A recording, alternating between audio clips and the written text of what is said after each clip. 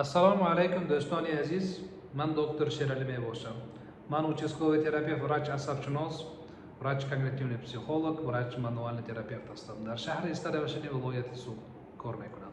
امروز درباره یک بیماری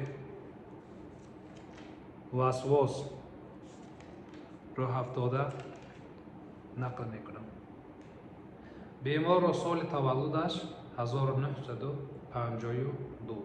وقتی که من یک مرتبه به ازبکستان رفتم به پیش من آمد از یک آدرسی دور. شکایت های بیمار: درد سر چغزنی، ماندشوی عمومی، باز کردن دولینی یعنی دولینی فشار بلند شده می ایستد. بی‌کیفیتی: دکتر تو بسیار حرکت نکن گفته مصلحت دادگی. ناامیدی، خوابهای گنده، بی‌قوتی، تیز مانده شوی، بی حرکتی در مدت 1 سال در خانه است. حاضر یک حالتی بعد صادر نشود گفته می ترسد. وقتی که این بیمار را دیدم، آیا این بیمار به توصیه های من عمل میکرده باشد؟ گفته که یک نمیدانم چی سوال پیدا شد. کار را سر کردیم. من با این بیمار نمیدانم به فکرم 1.5-2 ماه کار کردم. با تلگرامی وای درس میپرداختم. وای بیمار مشق‌ها را میکرد. به فکرم اگر خطا نکنم دارو نوشته باشم داروها را قبول میکرد. یک بار وای را از پیش دیده بودم.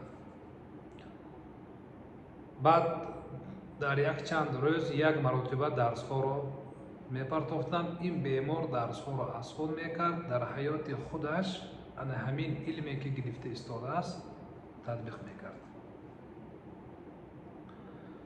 نتیجه نقص با گفتی خود بیمار و عروس او احوال همین بیمار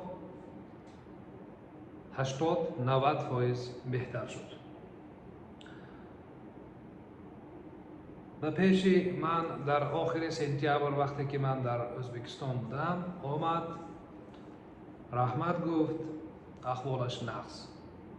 یک نمیدانم آدمی که از 70 گذشتگی کمپیر حرکت کرد، تسلیم نشد.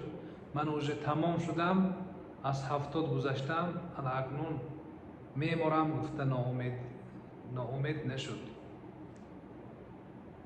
دیگرگونی نقص.